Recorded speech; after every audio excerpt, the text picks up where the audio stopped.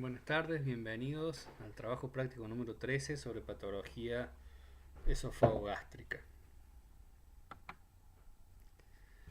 El caso número 1 que tenemos para el día de hoy es un varón de 45 años que presenta como antecedentes, él refiere náuseas ocasionales, vómitos y una molestia epigástrica tipo urente como una punzada, un dolor quemante que aparece 1 a 3 horas luego de sus ingestas. Lo refiere como un hambre dolorosa.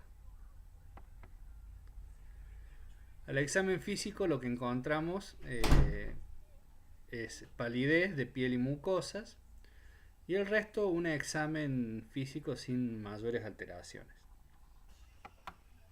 Le solicitamos un laboratorio y vemos que nuestro paciente tiene una anemia severa. Tiene 6 de hemoglobina y casi 17 de hematocrito. Es una anemia severa.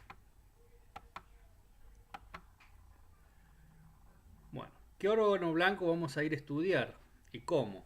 Bueno, el dolor epigástrico nos orienta a un probable problema digestivo y una de las mejores formas de estudiar el aparato digestivo, sobre todo a la parte del tubo digestivo,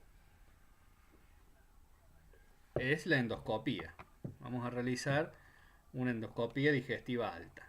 Esto significa que vamos a observar desde la boca hasta el duodeno, aproximadamente hasta el ángulo de Treitz. Existen algunos métodos para que la endoscopía continúe por el intestino delgado, pero las más comunes solo llegan hasta ese punto.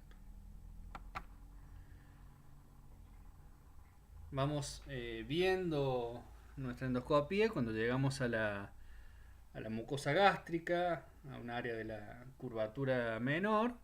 Observamos esta área que está recubierta por fibrina y que es un área levemente deprimida y recubierta por fibrina. Si aumentamos más el aumento, valga la redundancia, vemos que es una lesión deprimida, cavitada, en el que los pliegues gástricos tendrían a confluir o como si se irradiaran los pliegues desde la lesión. Se decide tomar biopsia del área y lo que podemos observar en este caso es mucosa gástrica, en la que vamos viendo que hay un aumento de células inflamatorias. Normalmente hay algunas células inflamatorias en el corion de la mucosa gástrica, pero en este caso están aumentadas. Y en algún sector observamos depósito de fibrina, proliferación del tejido de granulación y restos alimenticios, colonias bacterianas que se depositan en la superficie. Que esto es compatible con una lesión ulcerada. Recuerden que para hablar de úlcera, siempre en digestivo vamos a tener que la profundidad de la lesión va más allá de la muscular de la mucosa. En el resto del muestreo, porque no solo se toma biopsia de la zona ulcerada, podemos ver que nuestra mucosa gástrica tiene sectores donde hay mucha escasez de glándulas, hay poquitas glándulas y hay un intenso infiltrado inflamatorio mononuclear que en sectores forma folículos linfoides y estamos ya ante esto ya es una gastritis que está en fase de atrofia. Cuando observamos más de cerca algunas regiones, también vemos que hay una gran cantidad de polimorfonucleares neutrófilos. Esto nos dice que nuestra gastritis crónica está en periodo activo. Y lo que tenemos que buscar es la causa de esa gastritis. Lo más frecuente es la infección por el Helicobacter pylori Y para poder demostrarlo nos podemos valer de algunas tinciones especiales, como pueden ser algunas técnicas de plata, en el cual sobresale el germen teñido de negro. En realidad no se hace mucho por los costos. Y con una técnica de Giemsa también resaltan los gérmenes que suelen ubicarse adheridos a la capa de moco de la mucosa y hacia adentro de las glándulas de las fobiolas gástricas.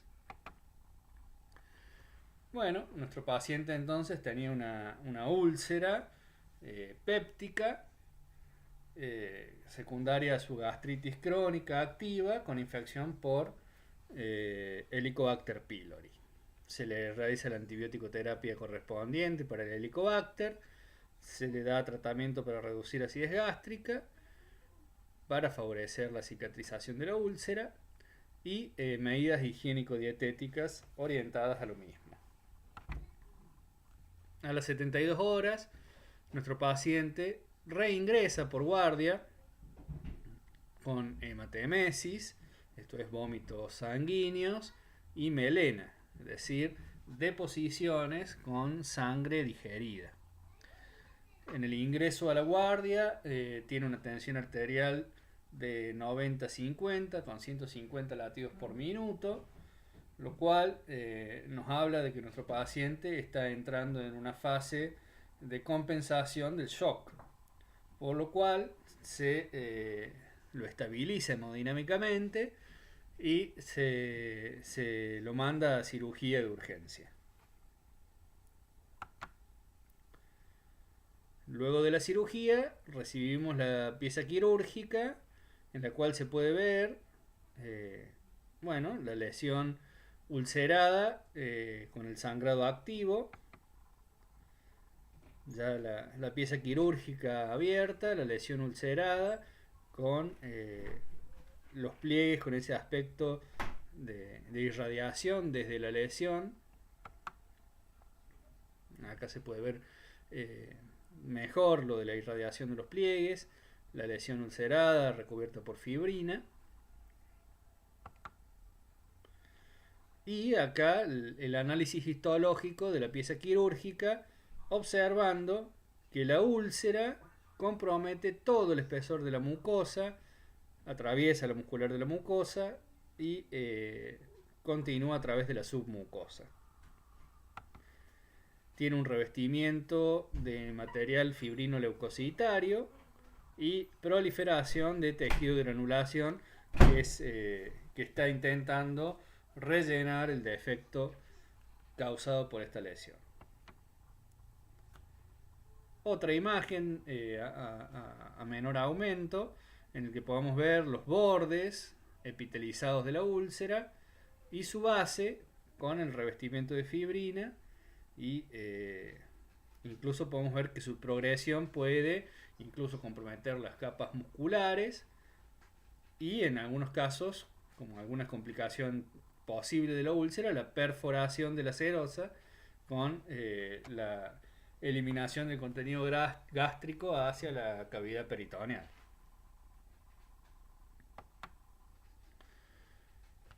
Como podemos ver acá en esta otra pieza quirúrgica, tenemos una úlcera gástrica perforada que comprometió todo el espesor de la pared y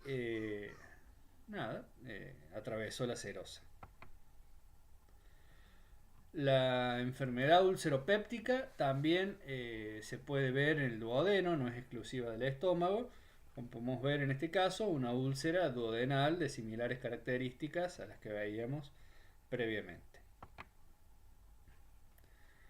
La evolución, cuando el tratamiento es efectivo, nos lleva a una cicatrización de esa úlcera y una reepitelización del área.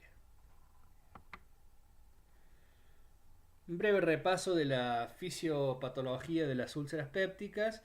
Nosotros tenemos que en el estómago normal conviven fuerzas nocivas y factores protectores.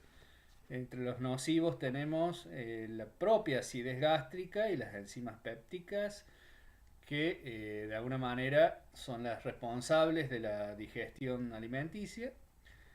Y para contrarrestarlas tenemos nuestros factores protectores, entre los que destacan la superficie mucosa, la secreción de bicarbonato por estas células de la mucosa, la capa de moco que reviste la superficie, el flujo sanguíneo de la mucosa, que es el que permite esa secreción de bicarbonato con un mecanismo a contracorriente, lo mismo que también es responsable de la secreción ácida.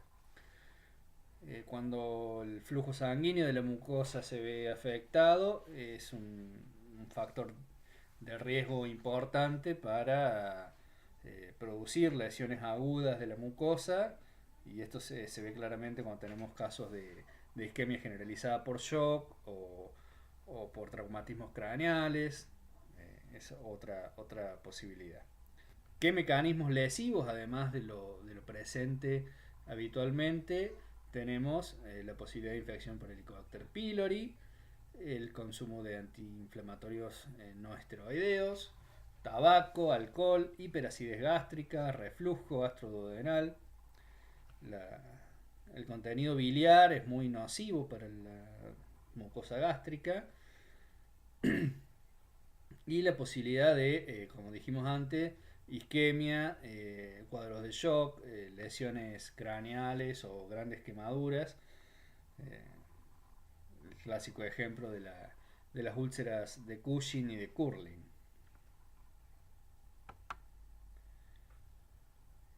Las gastritis que nos pueden llevar a la lesión ulceropéptica, las más frecuentes son las asociadas a Helicobacter pylori y en mucho menor frecuencia la autoinmunitaria. Caso número 2. En este caso tenemos un varón de 58 años que en un control refiere que presenta dolor epigástrico, que ha perdido el apetito, que esa pérdida de apetito ha sido bastante repentina, que vive con una sensación de plenitud gástrica y ha tenido algunos episodios de vómito en los cuales refiere que el contenido de esos vómitos siempre es comida con poca digestión.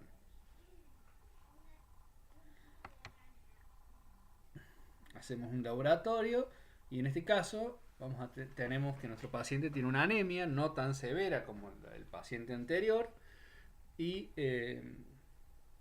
decidimos estudiarlo, bueno, de la misma manera ante sus síntomas referidos al aparato digestivo en sus porciones más proximales, con una endoscopia digestiva alta.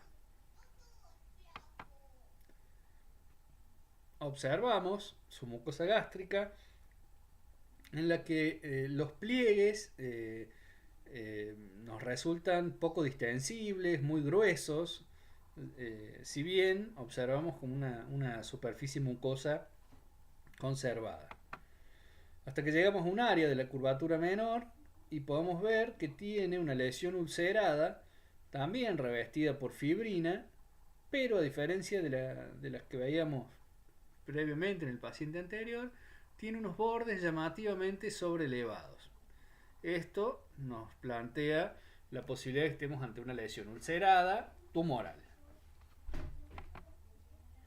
Tomamos biopsia y lo primero que observamos en la biopsia de la lesión es esta proliferación de células vacuoladas, con grandes vacuolas que desplazan el núcleo hacia un polo, que son las llamadas células en anillo de sello, que están generalmente cargadas de mucina. Es una biopsia francamente tumoral. Con T marcamos el área tumoral y vemos los haces de probablemente sea de la muscular de la mucosa. Siguiendo con la microscopía, una imagen a mayor aumento, vemos esta proliferación difusa que no está formando estructuras tubulares, ni nidos, ni nada por el estilo, sino que las células se disponen en sabanas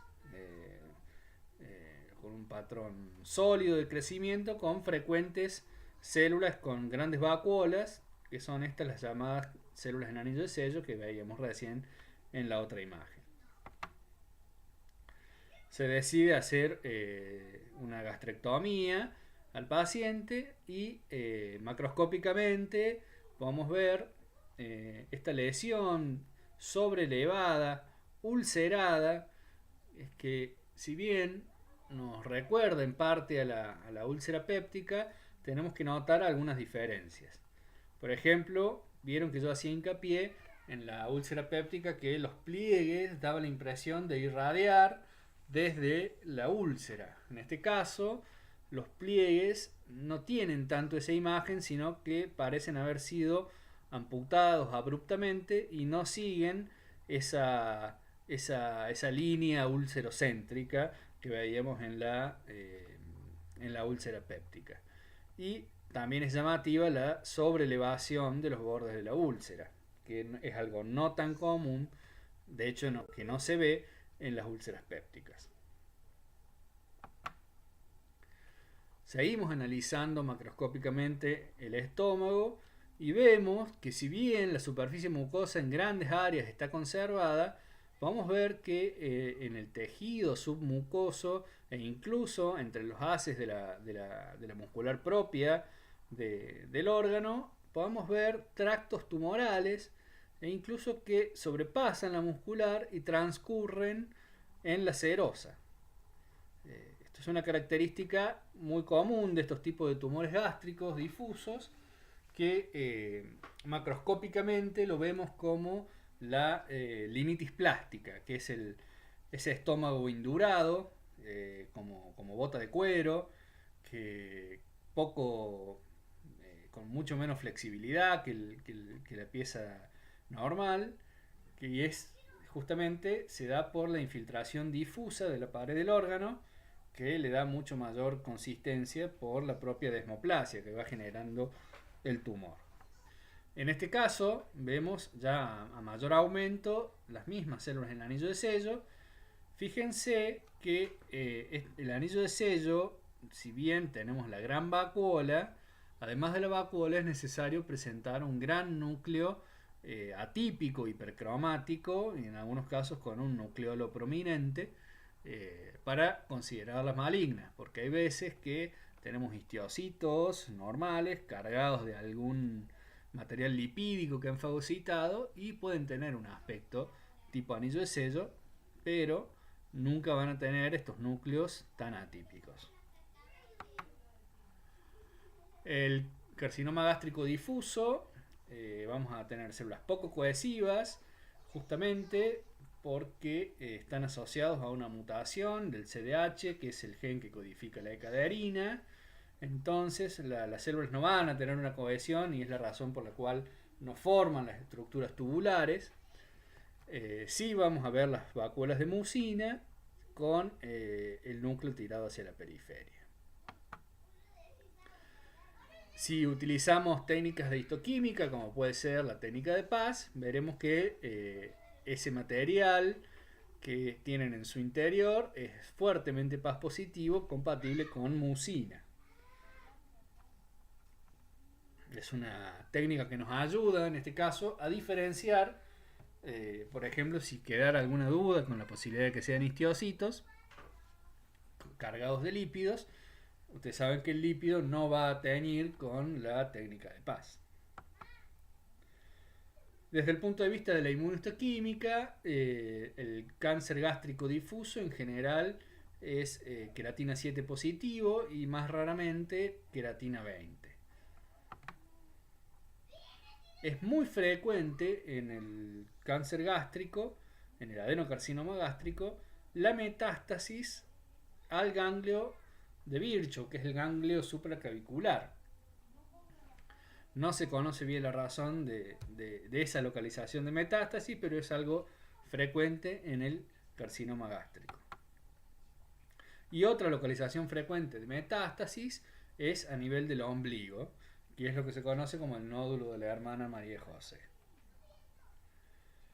Respecto a la clasificación de carcinomas gástricos, prevalece aún al día de hoy la clasificación de Lauren, que la hizo hace muchos años atrás, en el cual planteamos dos subtipos fundamentales de carcinomas gástricos, que son el subtipo intestinal, que es el más frecuente en las zonas de alta incidencia, que vamos a tener tumores de tipo que forman glándulas, que forman túbulos, que son más frecuentemente localizados en el antro, suelen estar más asociados a gastritis atróficas y a metaplasias intestinales, tiene una diseminación hematógena frecuente, hay un predominio en hombres y la incidencia se va haciendo cada vez más alta con la edad.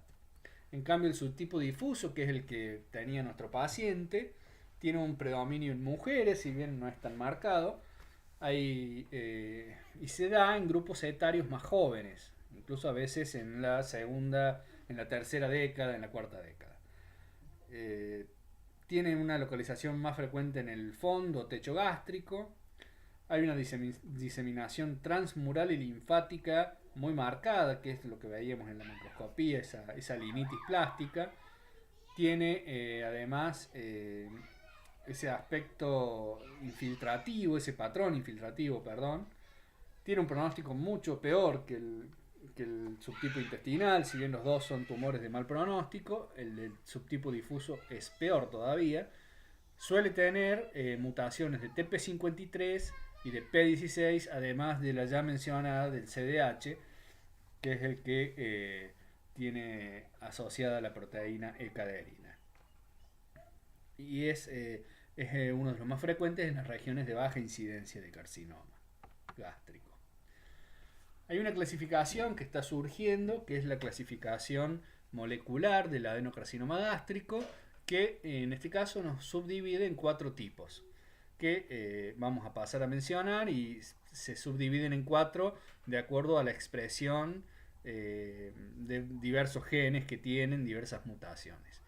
Tenemos un subtipo que es asociado al virus de Epstein-Barr, otro subtipo asociado a inestabilidad de microsatélites, el subtipo de estabilidad genómica, que es el más frecuentemente asociado a los carcinomas gástricos difusos, y el subtipo de inestabilidad cromosómica, que sería el más asociado a tumores de tipo intestinal.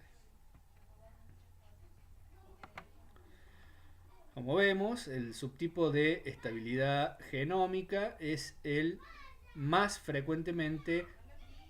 que más frecuentemente presenta una histología difusa. Entonces, el carcinoma genómicamente estable corresponde al 20% de los tumores, el tipo histológico predominante es el difuso, se presenta a edades más tempranas, tiene un poor pronóstico, y las alteraciones de la adhesión celular por mutación del CDH1 y del ROA, y habría algunas ventanas terapéuticas asociadas a estas mutaciones. Hay que recordar también que la mutación de CDH1 se puede arrastrar por la vía germinal, entonces hay algunos casos familiares de adenocarcinoma gástrico difuso. Y para finalizar, un poco para ver el mapa y para alertarnos de la alta incidencia, no tanto en nuestro país, pero sí en el país vecino de Chile, donde nosotros tenemos mucha inmigración, por lo tanto el carcinoma gástrico es una cuestión a tener en cuenta en nuestras poblaciones. Hay algunos países que tienen altísima incidencia de cáncer gástrico, muy probablemente asociado a factores higiénico-dietéticos y algunas cuestiones genéticas. A saber, los más afectados: Chile, Costa Rica, el caso de Portugal y el caso emblemático de Japón, donde tienen uno de los mayores métodos de screening o estrategia de screening para cáncer gástrico con endoscopia a gran escala. Un método que difícilmente se puede aplicar en el resto de los países con baja incidencia por un costo-beneficio muy bajo. Bueno, hasta acá nuestro práctico de patología gástrica, fundamentalmente, y cualquier duda la consultan por los canales habituales. Nos vemos.